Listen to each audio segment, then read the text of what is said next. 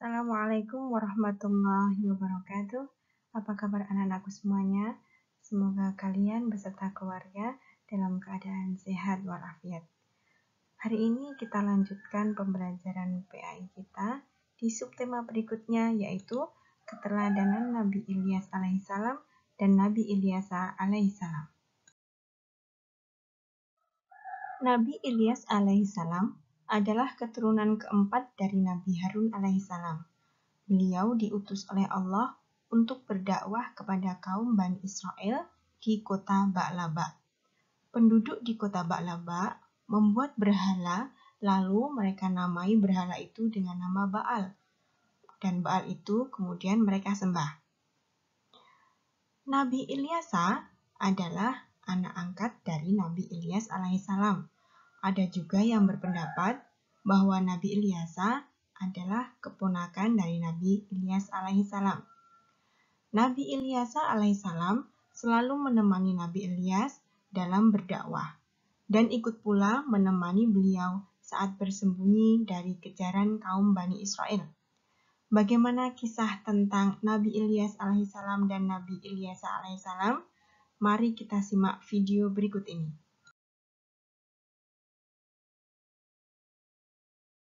Salam. Sepeninggal Nabi Sulaiman, rakyat Bani Israel mengalami kemunduran. Praktik sihir mulai muncul lagi dan mereka menciptakan Tuhan baru, yaitu Ba'i. Keadaan pun menjadi semakin kacau.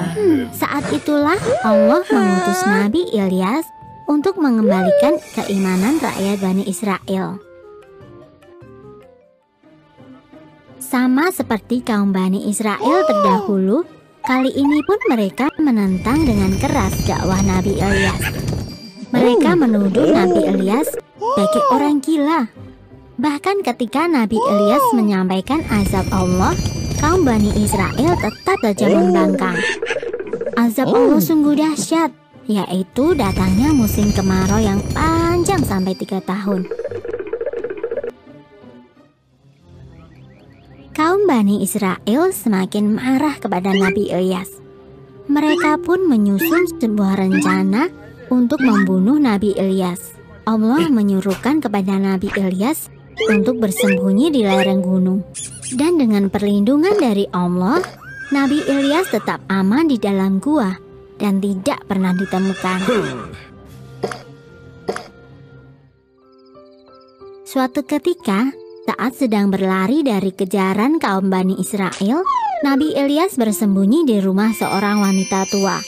Ia hanya tinggal bersama Ilyasa, anaknya yang sedang terbaring sakit. Wanita tua itu tahu siapa Nabi Ilyas dan berjanji akan memberikan tempat untuk bersembunyi.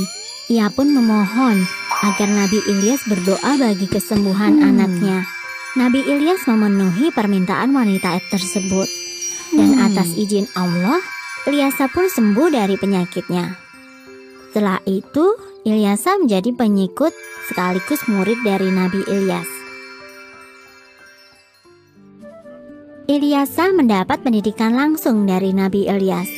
Ia selalu menemani kemanapun Nabi Ilyas pergi. Ada kisah yang menyebut bahwa Ilyasa adalah anak angkat Nabi Ilyas. Ia begitu patuh pada ajaran Nabi Ilyas dan selalu mengingatkan kepada kaumnya agar meninggalkan praktek sihir dan berhenti menyembah Ba'i dan kembali beriman kepada Allah. Keinginan kaum Bani Israel untuk mencelakakan Nabi Ilyas masih ada. Mereka terus saja mencari Nabi Ilyas.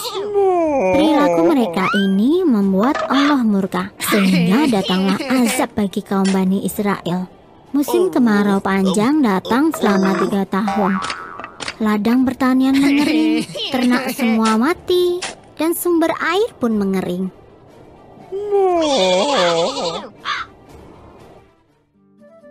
Bencana kekeringan ini menyadarkan kaum Bani Israel. Mereka teringat pada ucapan Nabi Ilyas bahwa patung Ba'i yang mereka anggap Tuhan tidak akan mampu menyelamatkan mereka.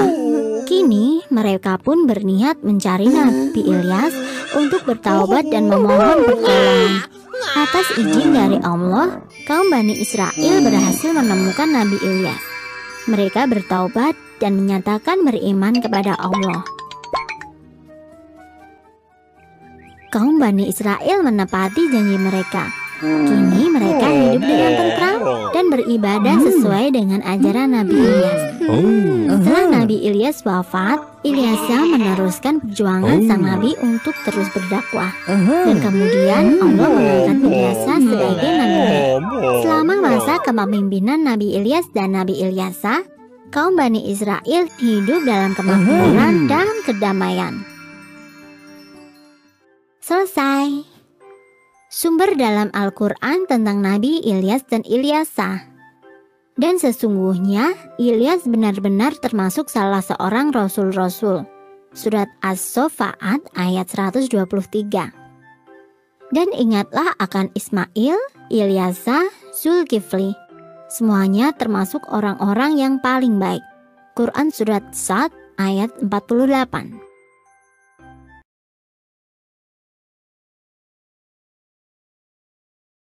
Pelajaran yang bisa kita ambil dari kisah Nabi Ilyas alaihissalam adalah yang pertama, Nabi Ilyas alaihissalam senantiasa sabar menghadapi umatnya yang durhaka dan tidak pernah berhenti mengajak pada kebaikan.